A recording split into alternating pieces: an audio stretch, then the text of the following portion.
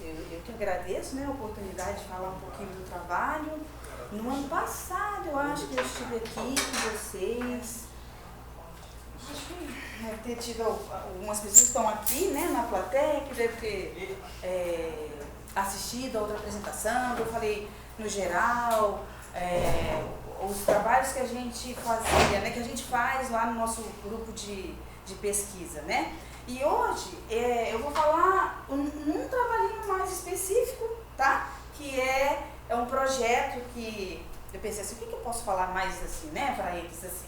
Então é um projeto que eu estou coordenando, que ainda está em andamento, mas está prestes a acabar, e a gente sabe que essa dificuldade de recurso, né, que a gente tem agora cada vez mais, então a gente suga o máximo que a gente tem mesmo de fonte, né, para trabalhar, e vai saindo aí as teses e dissertações dos nossos alunos. Então, vou falar um pouquinho para vocês sobre diversidade funcional, exploração de peixes ornamentais e como os nossos resultados, né, que através desse meu projeto, podem contribuir para o sucesso e manejo dessas espécies na região de Barcelos.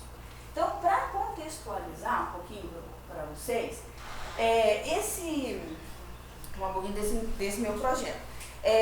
Em 2014 teve uma demanda pelo governo de estado, a FAPEAN, para que se abrisse editais que fomentassem trabalhos, pesquisas na área de pesca e de recursos pesqueiros na região do Rio Negro, porque era uma atividade que já acontecia há um tempo bastante atrás, e depois essa atividade, que é importante para a comunidade lá, ela teve um declínio muito grande. Então, na tentativa de soerguer essa atividade, eles abriram esse edital. E a gente concorreu e a gente, então, teve aprovação. Ele teve um atraso, né? E até hoje, então, era para ele ter terminado no ano, acho que de 2017, mas aí também teve um período que a FAPEAN também, o Estado ficou super defasado também de recursos, então teve essas coisas que a gente sabe realmente como é que é, a gente já está acostumado, né? Então esse projeto ele ainda tem a pretensão de se finalizar em outubro, então está prestes a terminar. Mas aí o objetivo dele principal era avaliar o estado atual da dinâmica populacional do cardinal tetra, né? Que o projeto ele foi direcionado mais para a espécie cardinal. Mas, como eu falei para vocês, a gente procura, então, do recurso que a gente tem, da oportunidade que a gente tem de ir para campo, então a gente coleta e faz outros estudos paralelos também, que tem a ver para tentar, na verdade, responder a um todo, né, o sistema, entender cada vez mais um pouquinho o sistema. Então, o título era Dinâmica Populacional e Sustentabilidade do Cardinal Tetra no Médio Rio Negro.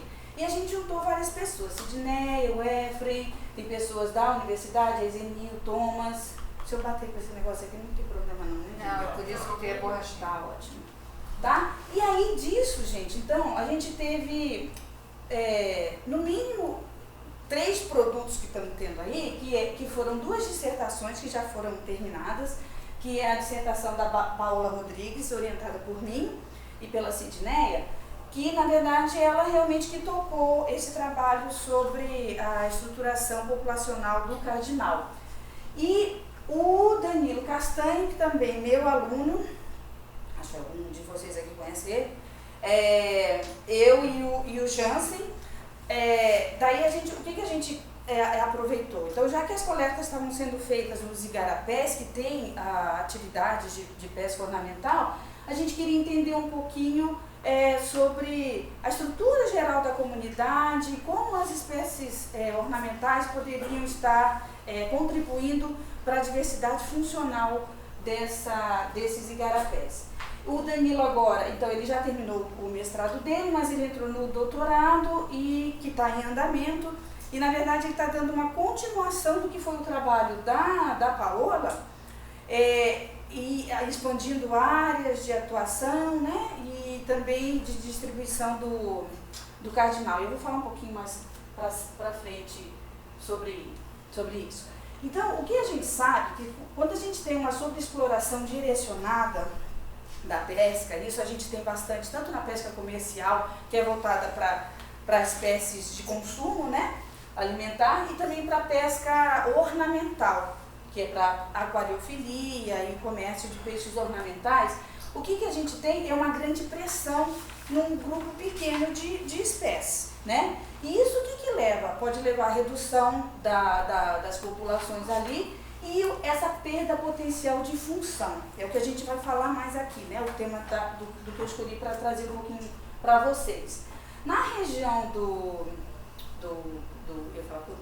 Rio Negro, a gente sabe que a pesca é mais voltada para Parachaetodon axelrod, que é o cardinalzinho, né? E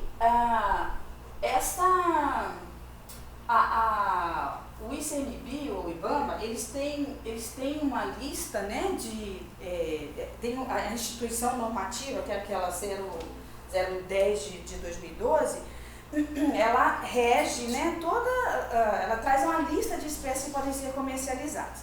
Mas na região do Negro, o que a gente observou com conversas com os pescadores e o que a gente também conseguiu levantar da parte da estatística, é que a gente tem a pesca voltada mais para um grupo de 22 espécies. Então tem espécies de carazinho, né, peixes borboletas, peixe lápis e algumas espécies uma espécie de arraia também. E então essa lista, né, essas espécies, elas são espécies geralmente formatos, são piaboides que a gente chama, né? Então guardem isso porque a gente vai falar então na questão de função, né, dentro do sistema, e está ligado a essa forma das espécies ali.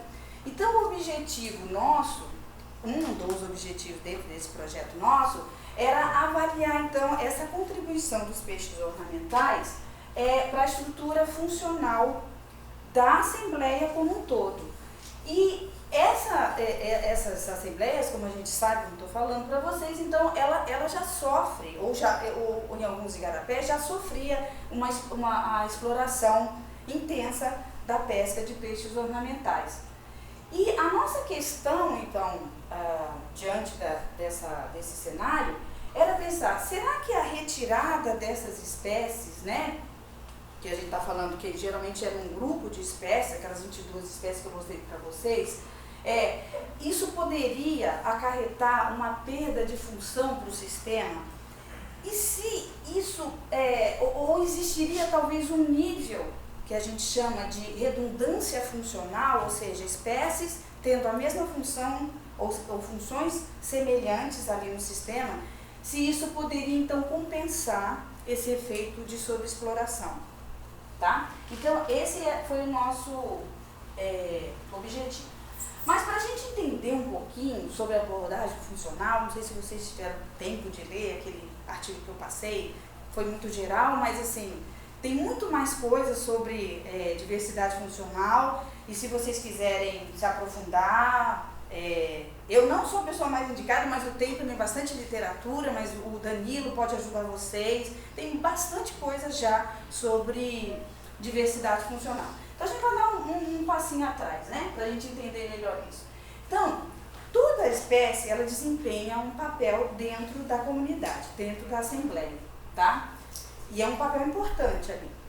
E essa abordagem de diversidade funcional, ela na verdade, ela não é recente.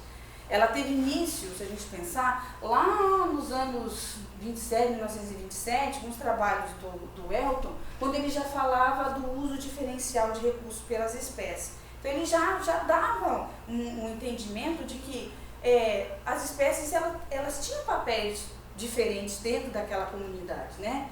E isso foi desenvolvendo, é uma ciência que foi desenvolvendo um assunto tal, que a partir então de 90 começa a ter uma nova visão e e observar a diversidade não só como entidades taxonômicas, mas esse papel mesmo da espécie, do efeito da espécie dentro de um ecossistema. E é em via de mão dupla, porque também o sistema ele também influencia também o desenvolvimento, né, da espécie. A espécie está adaptada ao ambiente, no senso do conceito darwiniano mesmo, né?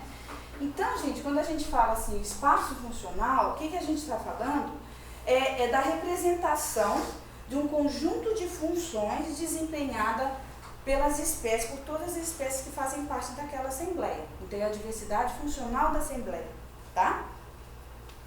Então, como que a gente pode mensurar a diversidade? A diversidade ela pode ser mensurada, né, nos trabalhos que a gente vê. Um aspecto filogenético, onde você vê as inter-relações das espécies, a evolução, quem descende de quem, né? As relações filogenéticas entre elas. Você pode ver em termos de taxonomia, então, com base nas características morfológicas, as diferenças que você encontra, e você tem daí um conjunto de espécies nominais, né, ali. E você pode também mensurar a diversidade em forma funcional, que é exatamente isso que a gente vai falar um pouquinho mais aqui.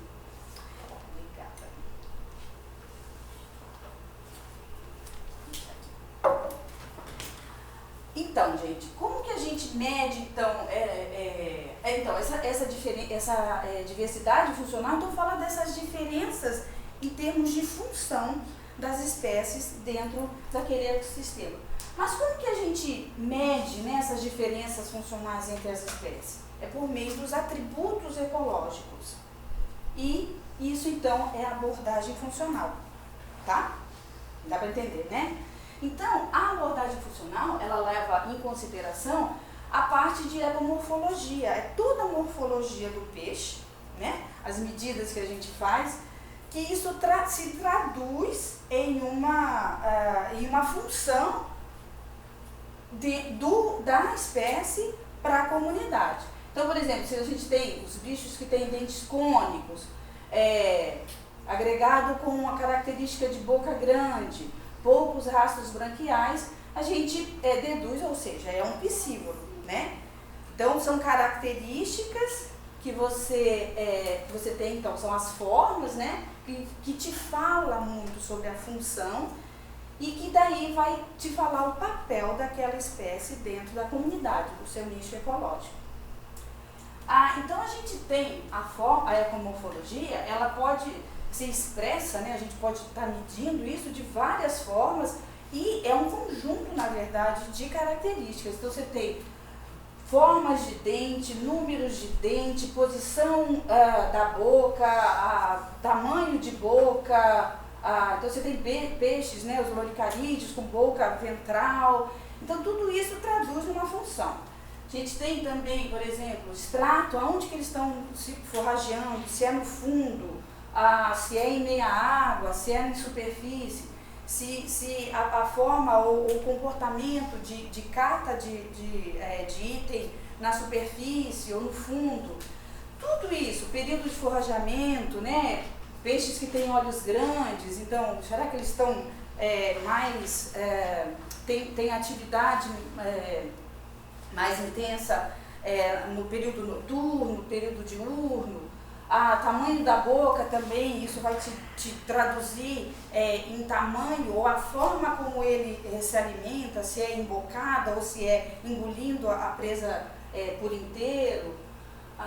Vários, né? Posição na coluna d'água, como a gente falou, o tipo de substrato que eles vivem, velocidade, então, peixes com forma mais fusiforme, então eles estão mais adaptados a áreas onde tem a velocidade de água mais rápido, peixes maiores, em lugares com características mais lênticas, né, em comparação a esses outros.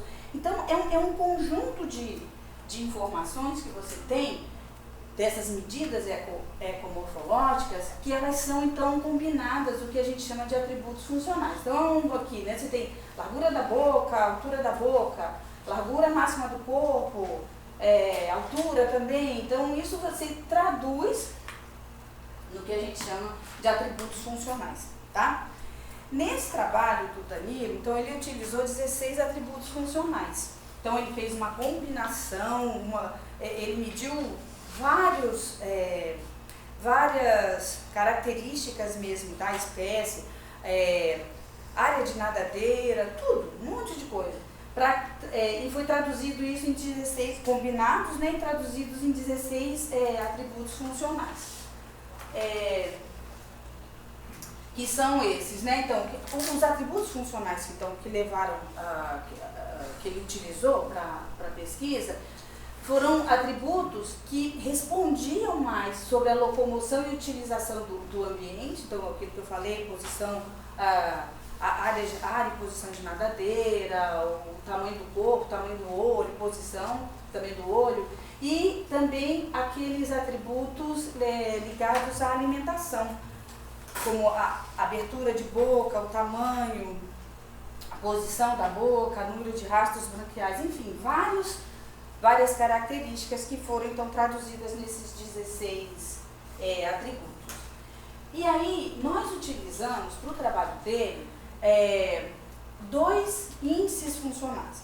Então, se vocês observaram lá no texto e se vocês tiverem mais curiosidade de saber sobre diversidade funcional, vocês vão ver que existe uma gama de índices que você pode estar medindo e que eles vão te dar respostas, inúmeras respostas sobre a função da espécie dentro da comunidade. Então, a gente utilizou 2, que foi a redundância funcional, que ele fala exatamente isso, com ocorrência de espécies funcionalmente similares, ou seja, se na comunidade as funções são redundantes, né? Quanto de redundância a gente tem em relação à função dentro daquela comunidade? Lembrando então que essas funções são representadas pelas espécies. E às vezes, o que às vezes a gente confunde um pouco, porque fica muito ligado, assim, a gente fala, 2 espécies. Às vezes são 2 espécies, mas elas têm funções similares. Então, funcionalmente a gente tem uma função, mas ela é representada por 2 ou mais espécies. Pode acontecer, né? E a diversidade funcional, então, o que ela mede realmente? Essa perda de informação funcional, se você tiver a perda da espécie em si, tá? É muito interessante que às vezes também, por exemplo, em análise, quando a gente vê de trabalho sobre comunidades, às vezes as espécies raras são deixadas meio de lado, assim, tira aqui porque é espécie rara. Às vezes aquela espécie rara, ela tem uma importância tão grande em termos de função dela, que é só desempenhada por ela. E uma vez que você tira, dependendo da análise que você está fazendo, você está perdendo aquela informação, né? Então, a diversidade funcional, então, é isso, é você estar trabalhando com a importância da espécie para o sistema, o papel dela dentro da Assembleia. Então, como que a gente mede a redundância? Tem esse nome aqui esquisitinho, entropia quadrática de Hall, mas eu vou explicar para vocês. Então, assim, o que a gente tem aqui? Você tem um espaço funcional que é representado aqui as funções daquelas espécies que fazem parte da sua comunidade, da sua assembleia. Cada círculo desse aqui, vamos imaginar que seja uma espécie, né? E o tamanho desse círculo, ele varia em função da abundância. Então, tem espécies mais abundantes na assembleia ou espécies menos abundantes.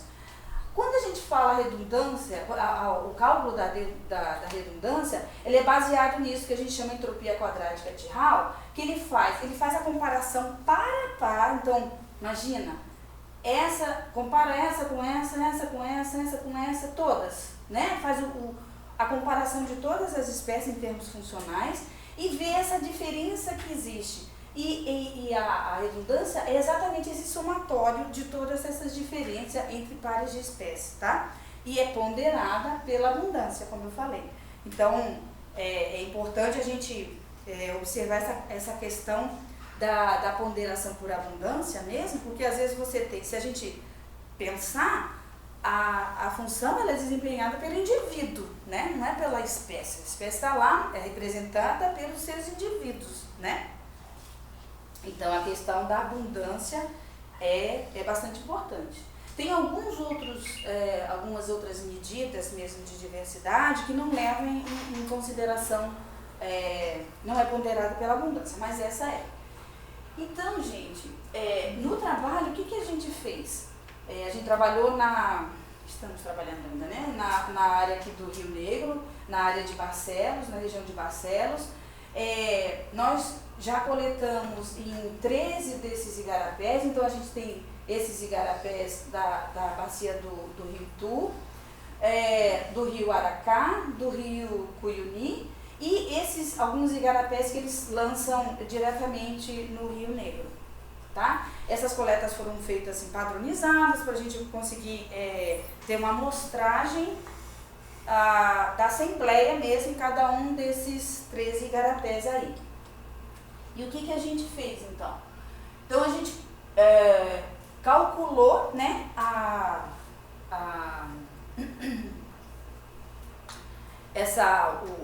o índice,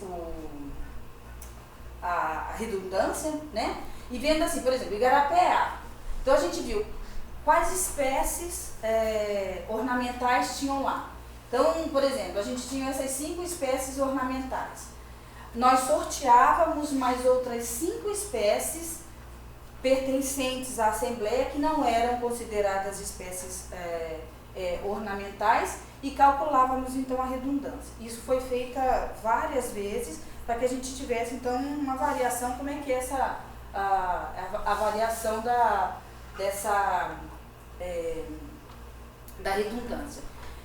E o que a gente fez foi subtrair cada uma dessas espécies aqui, a gente foi subtraindo no intervalo de 5 em 5% da sua abundância, tá? Fizemos a mesma coisa com as espécies não ornamentais dentro daquele igarapé. Então a mesma coisa, aqui tem 8, né? 1, 2, 3, 4, 5, 6, 7, 8 espécies, a gente também sorteava as 8 espécies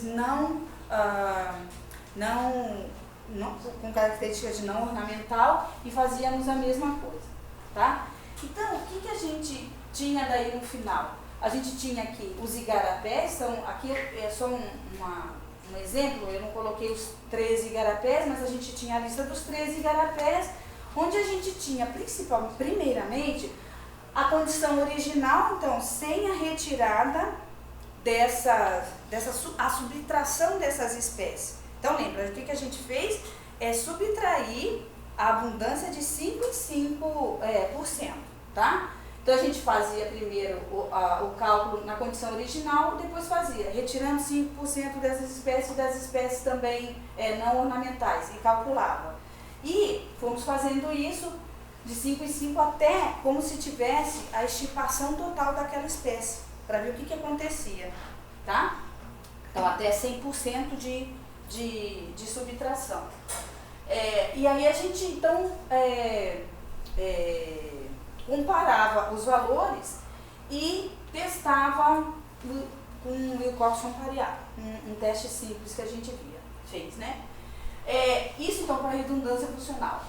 A mesma coisa a gente fez, então, para a diversidade funcional, mesma coisa. Então, os igarapés, aí vendo primeiro, calculando a diversidade para as condições originais e depois tirando de 5 em 5 até 100%, como se fosse a extirpação total das espécies.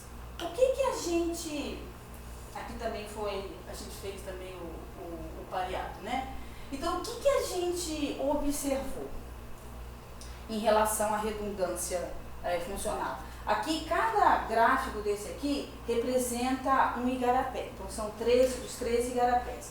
Então, a gente calculou essa redundância separadamente para as espécies ornamentais e espécies não ornamentais, fazendo essa comparação com o que seria do original, tá? O que a gente vê é que tem uma tendência realmente a diminuir, a reduzir a redundância funcional quando a gente vai subtraindo, ou seja, é como se a gente quis simular a exploração, né, dessas espécies. Então a gente vê que tem uma tendência de cair. Só que, se você observar bem, não é uma resposta homogênea, né? Então, tem igarapés que a gente viu, as espécies não ornamentais, elas responderam sim a esse declínio, mas as espécies, por exemplo, observando as espécies não ornamentais, se comportaram de modo diferente. Então, esses resultados, eles dependem da composição de cada assembleia. Por que isso? Porque é aquilo que a gente falou. Cada assembleia, ela tem então a sua composição de espécies, e isso é que você vai dizer, então, se pode acontecer, se dentro de um igarapé, por exemplo, igarapé A, diferente do igarapé B, tenha alguma espécie que desempenha as mesmas funções ou funções semelhantes às funções desenvolvidas pelos peixes, pelas espécies não ornamentais, tá? Então, o que a gente vê? No geral, o que a gente vê é esse declínio.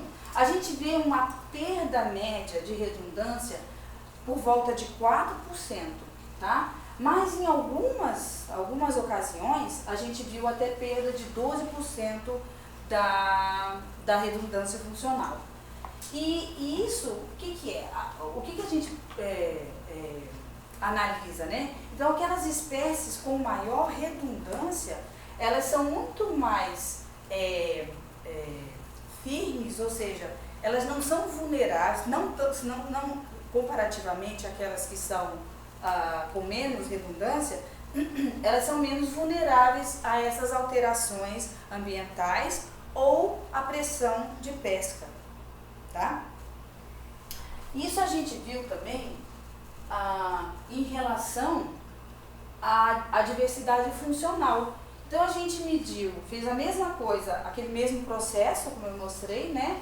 E os resultados da diversidade funcional original e quando a gente extinguia todas as espécies funcionais.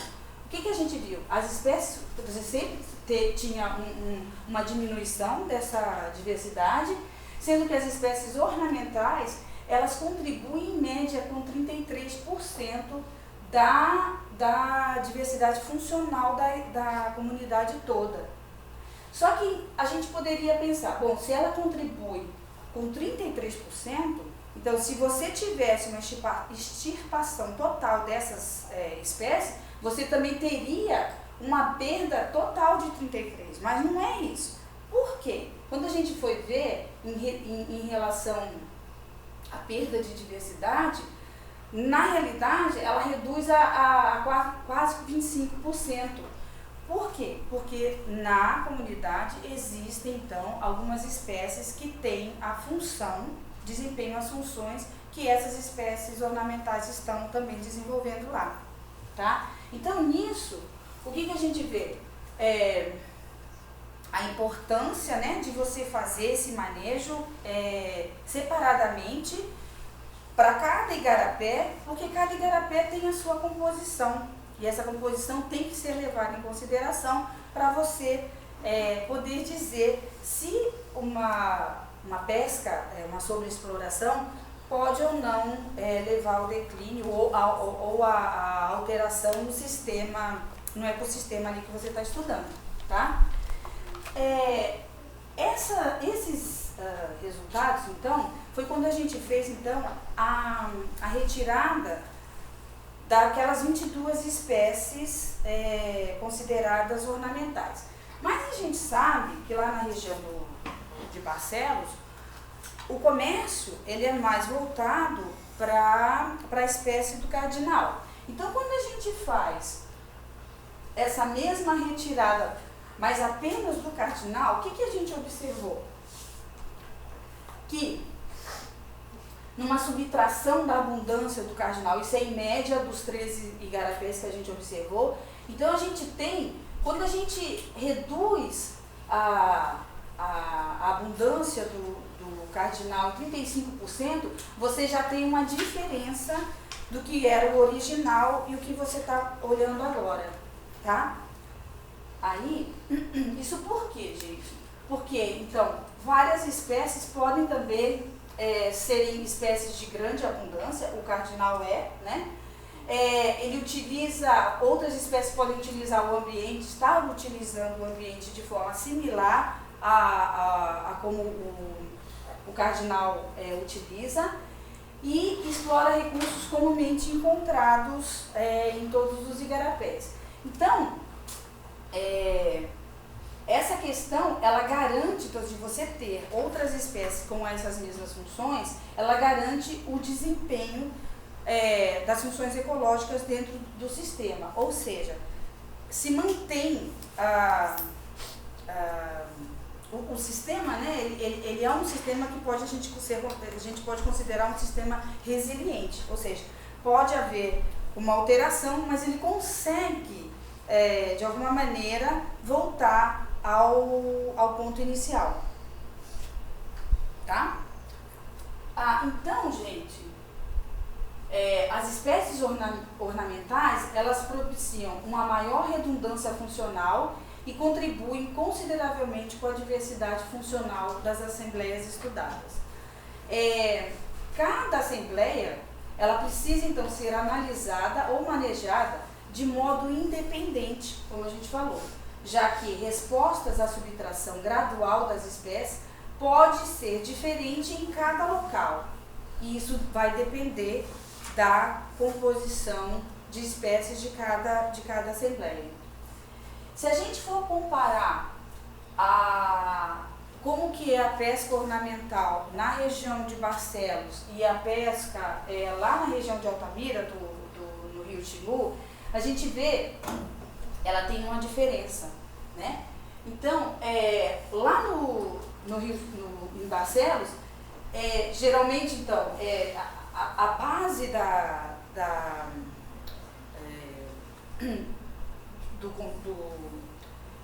pesca, né, ornamental, em cima então do cardinal. E o que a gente vê mesmo? É uma característica, né?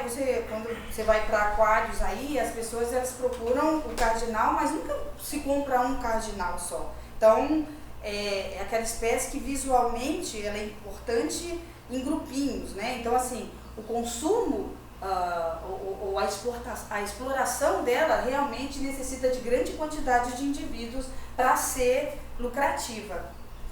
E se a gente pensar que é diferente, por exemplo, lá em Altamira às vezes um bodó desses assim pode chegar a R$30, um só. Então, nesse sentido, a situação da região de Barcelos é um pouco diferente, né, por causa dessas características, e é menos preocupante, vamos dizer assim, devido a essa característica. Então, você pode ter, por exemplo, uma queda de estoque local, ou seja, isso a gente observa quando a gente conversa com os pescadores lá. Às vezes eles falam assim, antes a gente coletava em tal bacia, tal igarapé, e de um tempo para cá a produção tem diminuído. Para ele não é vantajoso ele continuar, ele tem um gasto tremendo, tanto com tempo quanto com combustível, para conseguir uma quantidade insignificante para ele, no caso, para ele comercializar. Então, ele faz uma substituição de pontos de pesca. Se a gente for observar, então, essa questão dele estar se deslocando para outras áreas de pesca é benéfico, porque daí há a possibilidade da população local se reestruturar, né? Que é diferente, talvez, lá da região do Xingu. Então, o que a gente vê é que a pesca, se ela for realizada de maneira ordenada e tendo esse manejo do estoque, ela pode ser considerada uma pesca viável, ou seja, ela pode se manter e a gente não vai ter, então, alteração na estabilidade do sistema. O que a gente está fazendo agora, né, o que a gente pensa em fazer, é que nesses igarapés, lá na região de Barcelos, a gente tem alguns igarapés que já a pesca já terminou há mais de 10 anos atrás, e alguns outros que essa atividade ainda continua. Na verdade, ela teve, acho que nos anos 80, ela era bastante importante, né? Bastante se tirava muito peixe de lá, e depois de 2005, 2006, ela teve um declínio bastante acentuado. O que a gente está querendo, mas alguns igarapés lá ainda continuam, então o que a gente está querendo saber é se nesses igarapés onde não existe mais a pesca, ou seja, que a pesca cessou, como está a questão da biologia reprodutiva dessas espécies. O trabalho da Paola que eu falei para vocês, ela fez nesses igarapés que ainda continuam a atividade de pesca, e são aqueles igarapés mais na área da bacia do Itu.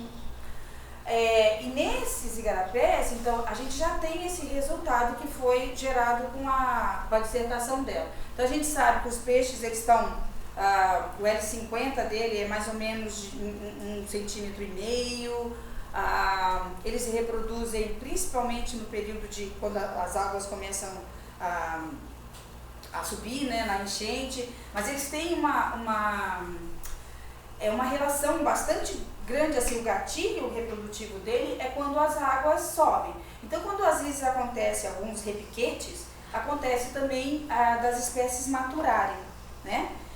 E o que a gente está vendo, então, quando a pesca ornamental, nessas áreas, então, que já ainda tem bastante a intensidade, não digo bastante, mas ainda continua a intensidade de pesca, o que a gente vê é que o tamanho de primeira maturação, muitas vezes, ele diminui, e a fecundidade, ela aumenta para tentar compensar essa retirada grande do sistema, né, de indivíduos do sistema.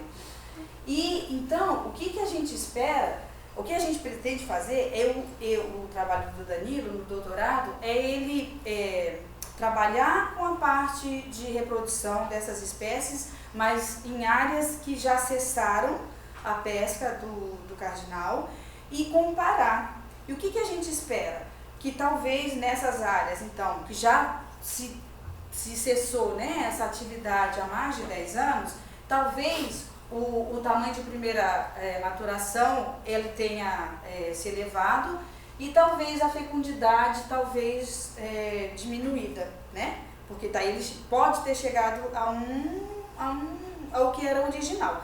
Mas a gente não sabe isso ainda, e é isso que ele está vendo. Então a gente pode acontecer 2 cenários. A gente pode ter, caso a gente não encontre diferença, então o que a gente pode estar pensando? Que esse tempo de descanso de 10 anos ainda não foi suficiente para que a comunidade se restabeleça. Algo que eu acho um pouco difícil, porque a gente tem aí no mínimo de 10 gerações, então é possível que ela já tenha se restabelecido, mas pode ser que não.